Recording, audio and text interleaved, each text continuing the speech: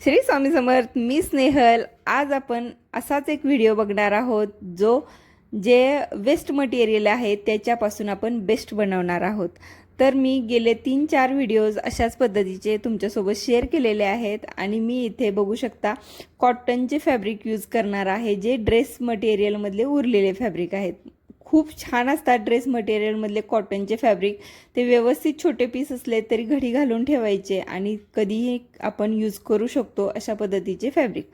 तर त्यासाठी मी इथे कॅनव्हासचा 4.5 बाय 4.5 इंचाचा चौकोन कट करून घेतलेला आहे आणि कापड मी एका कलरचे 2-2 पीस कट करून घेतलेले आहेत, हे बघू शकता तुम्ही.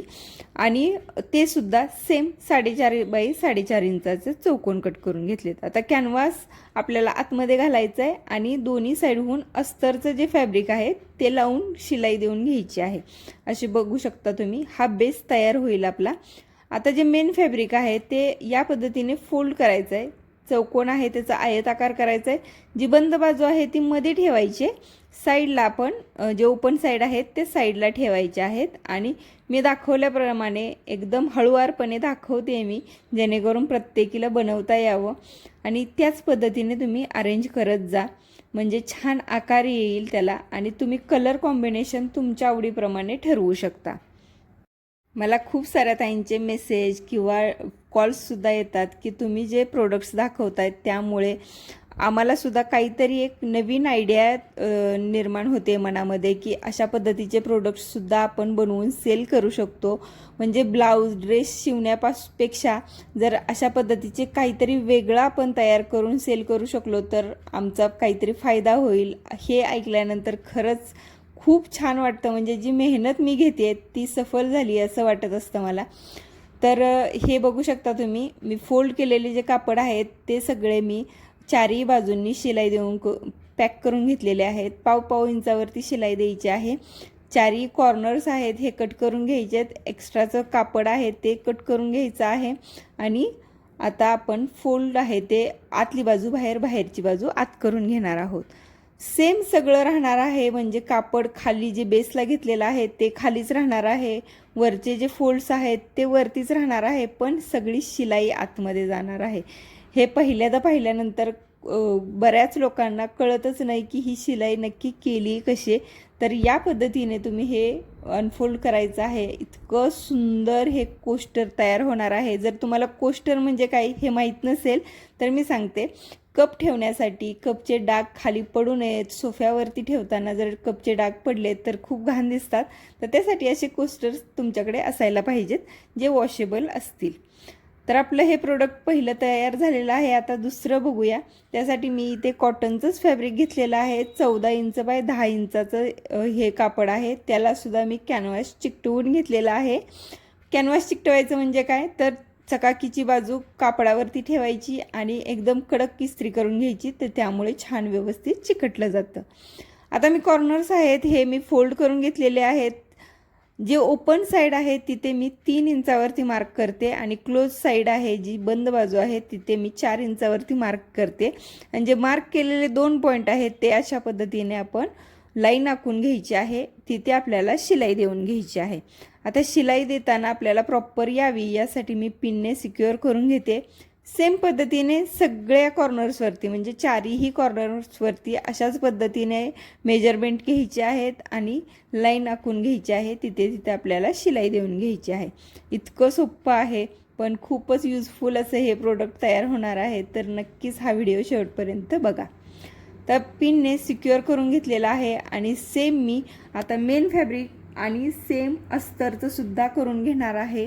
तर हे अस्तर आहेत ते सुद्धा सेम मेजरमेंटचं आहे आणि सेम तशाच पद्धतीने शिलाई देऊन घ्यायची आहे. मी हे खूप छोटे प्रोडक्ट्स आहेत हे बनवण्याचा प्रयत्न करते आणि तुमच्यासोबत शेअर करण्याचा प्रयत्न करते, जेणेकरून तुम्हालासुद्धा याचा फायदा व्हावा अशीच माझी इच्छा असते. तर नक्की तुम्ही ट्राय करून बघा. आणि या सगळ्या वस्तू ज्या मी 2-3 व्हिडिओमध्ये दाखवलेल्या आहेत या तुम्ही वाण म्हणून देऊ शकता आणि तुमच्या घरामध्ये सजावटीसाठी सुद्धा ठेवू शकता. आता मी शिलाई देऊन घेतलेली आहे सगळ्या कॉर्नर्सवरती आणि एक्स्ट्राचं कापड आहे हे आपण कट करून घेणार आहोत. मेन फॅब्रिकचं सुद्धा सेम करून घ्यायचं आहे. आता मी इथे या प्रोडक्टला मी हँडल लावून घेणार आहे दोन्ही साईडला. तर त्यासाठी मी इथे 8 इंच बाय 2 इंचाचं कापड कट करून घेतलेलं आहे. त्यालासुद्धा मी सेम कॅनव्हास चिकटवून घेतलेला आहे.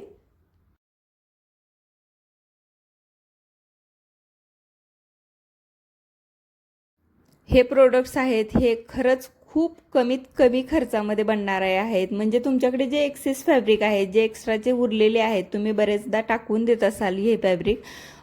ड्रेस शिवल्यानंतर एकदम छोटे छोटे पीस राहतात, त्याचं काय करायचं. तर मी जे पहिलं प्रोडक्ट दाखवलेलं आहे कोस्टरचं, त्यासाठी फक्त 4.5 इंच बाय 4.5 इंच किंवा 4 बाय 4 इंचाचं तुम्ही बनवू शकता.